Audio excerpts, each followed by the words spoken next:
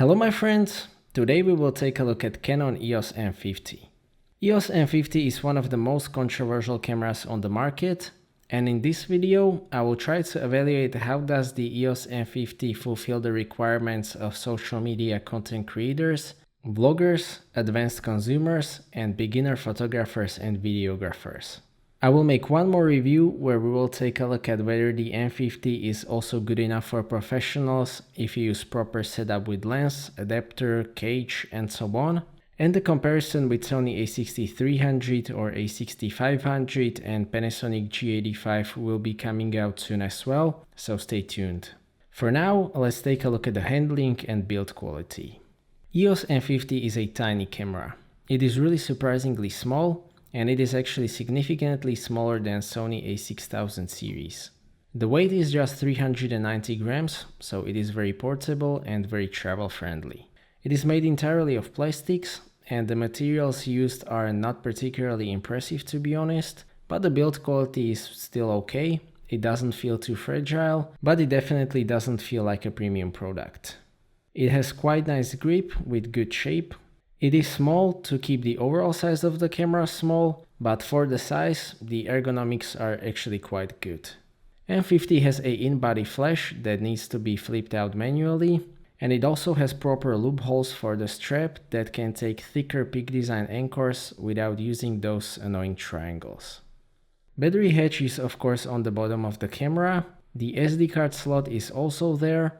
Considering the size of this camera, it is acceptable, but you will not be able to access it with tripod plate attached.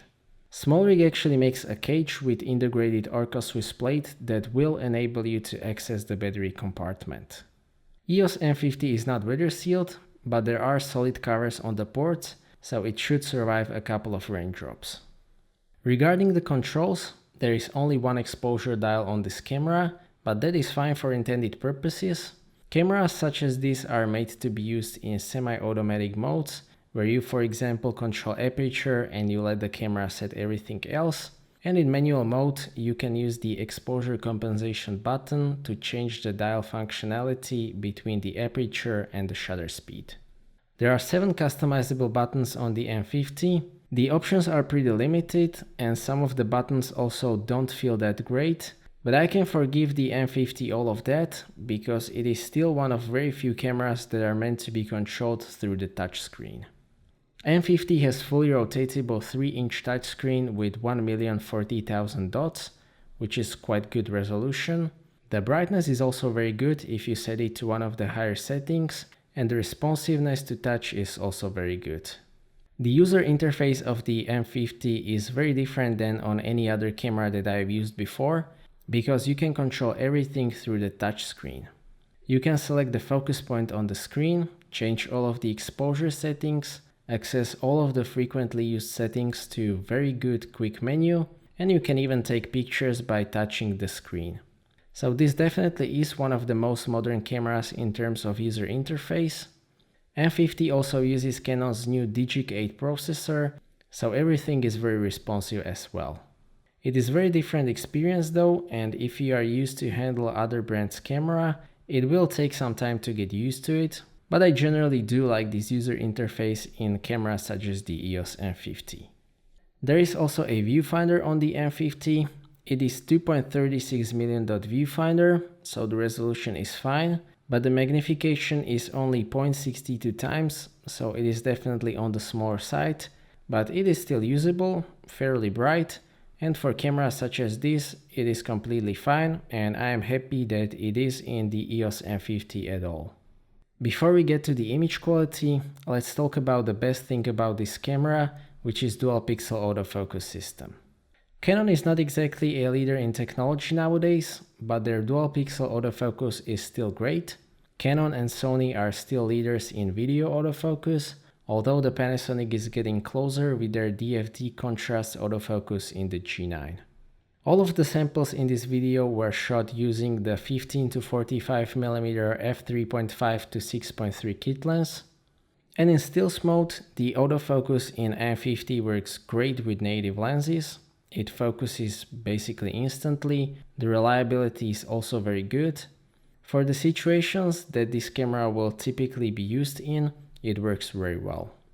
In video, it works great as well. The speed is very good, although it might wait a bit if you want it to focus from close to far distance, because it is tuned for reliability. But again, in usual situations, it will work very well. For both stills and video, you can choose from 3 modes. The first one is clever tracking or face tracking mode. It works very well. It tracks faces without any issues. It is just joy to use. And if there is nothing to track, it will act like wide area setting. Other than that, you can choose from area setting and single point autofocus, and those modes also work very well. There is a dedicated button for moving focus point on the M50, and if you hold it, it will reset the focus point to the center of the frame, which is really nice. Is the dual pixel autofocus better than Sony's hybrid autofocus? No, it isn't, but I will make a separate video about that, so stay tuned. And now let's take a look at the image quality. EOS M50 uses Canon's latest 24 megapixel APS-C sized sensor with 1.6 times crop factor. It is the same sensor as the one in Canon 80D and 77D. Canon is known to have a bit lower dynamic range, but I'm actually quite happy with the performance of this sensor in my landscape shots. Even in very harsh light conditions, it can recover quite a lot of information in shadows. It is not quite as good as Sony sensor used in Sony a6000 series or Nikon APS-C cameras, but the dynamic range is certainly good enough. Regarding the ISO performance, I have also compared it to Sony's APS-C sensor on my HDR testing scene, and up to ISO 1600, Canon keeps up very well. Sony is a bit cleaner at ISO 1600, but it is not a huge difference. At ISO 3200, the difference in noise is definitely more visible, and we can already see color shift towards magenta in shadows on the M50, but ISO 3200 is definitely still usable. At ISO 6400, the difference between Sony and Canon is quite significant, and the color shift is even more visible. Although ISO 6400 is still usable for something like documentary purposes or low resolution publishing typical for social media, or you can also use noise reduction. At ISO 12800, Sony still gets the colors right and the picture could be somewhat usable, whereas on the M50 the image falls apart.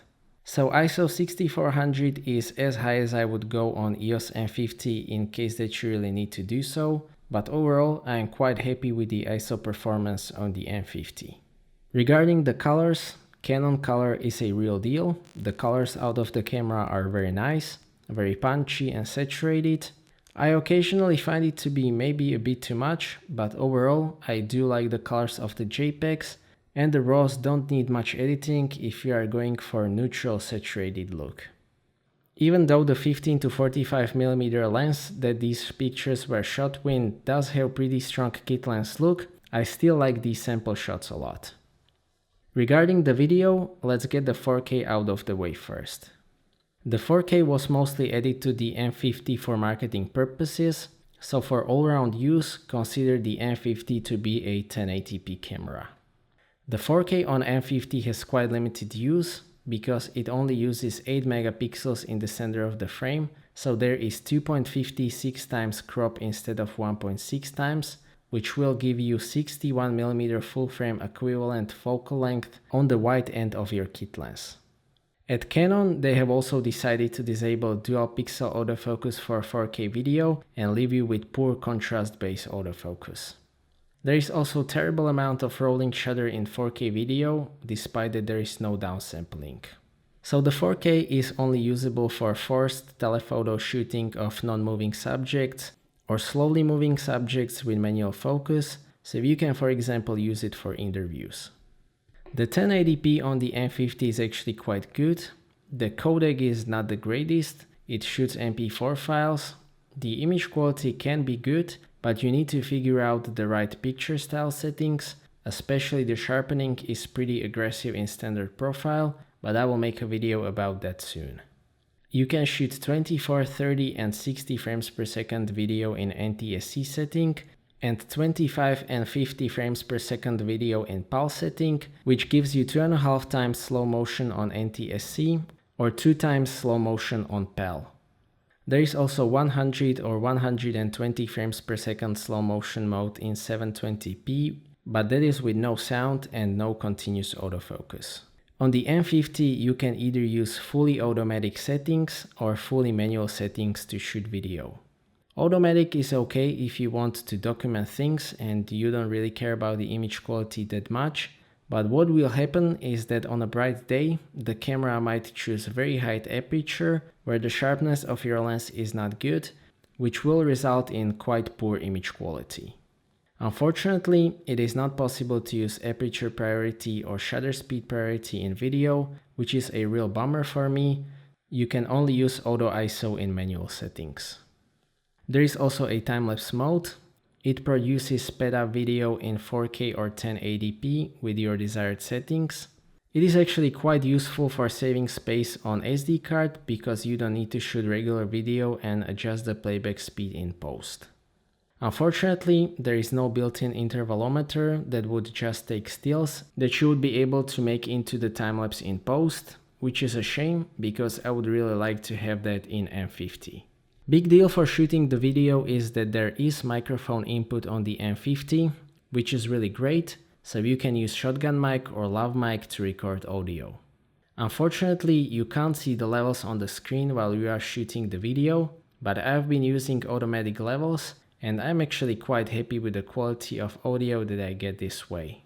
Canon is known for not using the best preamps, so for best results you might want to use powered mic like this Rode VideoMic Pro with plus 20 dB setting. There is no in-body image stabilization in the EOS M50, but current EFM zooms like the 15 to 45mm f3.5 to 6.3 that I use in this video have optical image stabilization, and it actually works well, but in the M50 you can also use new digital stabilization that works together with image stabilization in the lens while you are shooting video. In my testing, it was not usable for walking because as soon as you make movement that is too big for the digital image stabilization, you will get very unnatural looking footage, but for panning or holding the camera still, it actually works well. I like how it works in this footage. Of course, it will crop the image a bit like any other digital stabilization. Connectivity is something that I don't usually care about that much, but the M50 is intended for creating content that you might want to share as easily and as quickly as possible, so the connectivity is quite important here, but I'm happy to report that it is really good. In the M50 you have the Wi-Fi, Bluetooth and NFC. You can use Bluetooth to log the location to the metadata of your images using the GPS in your smartphone, and there is also simple Bluetooth remote control. You can also use Wi-Fi to transfer images from your camera to the smartphone, and it is also possible to transfer those images in original size and to transfer multiple images in one selection. Live remote through Wi-Fi is also available. This works really well, and it is also possible to change all settings through the smartphone. Regarding the lens selection, if we only count native EFM lenses, it is quite poor. Only 5 zoom lenses and 2 prime lenses are available. Out of those, I only have the 14 to 45mm kit lens that I will review in a separate video. On the other hand, if you don't mind using an adapter, the lens selection is great because you can use all of the EF and EFS lenses, which is what I intend to do when my adapter arrives. And there are some really great and cheap Canon lenses available, but I will talk about that in the separate video as well. So to sum up this video, I have to say that I really like to use the Canon EOS M50 for what it is intended to do, which is casual shooting, making content for social media, and other types of non-professional to semi-professional use. There isn't any new technology in this camera, but the combination of very good APS-C sensor, dual pixel autofocus, great touchscreen based user interface, and very small size make the M50 very interesting package. Limited physical controls, lack of proper 4K video, and some smaller things like small viewfinder, unimpressive build quality, inability to use aperture priority in video and so on make it difficult to use the M50 as workhorse production camera, but for consumers, traveling, social media content creation, vacation pictures, for beginners and so on, this might actually be the best package on the market. Due to the size and quite good price, I would also highly recommend to consider getting the EOS M50 with the kit lens instead of 1-inch sensor compact camera, because it will definitely provide better results. So that's it for this video. Thank you for watching.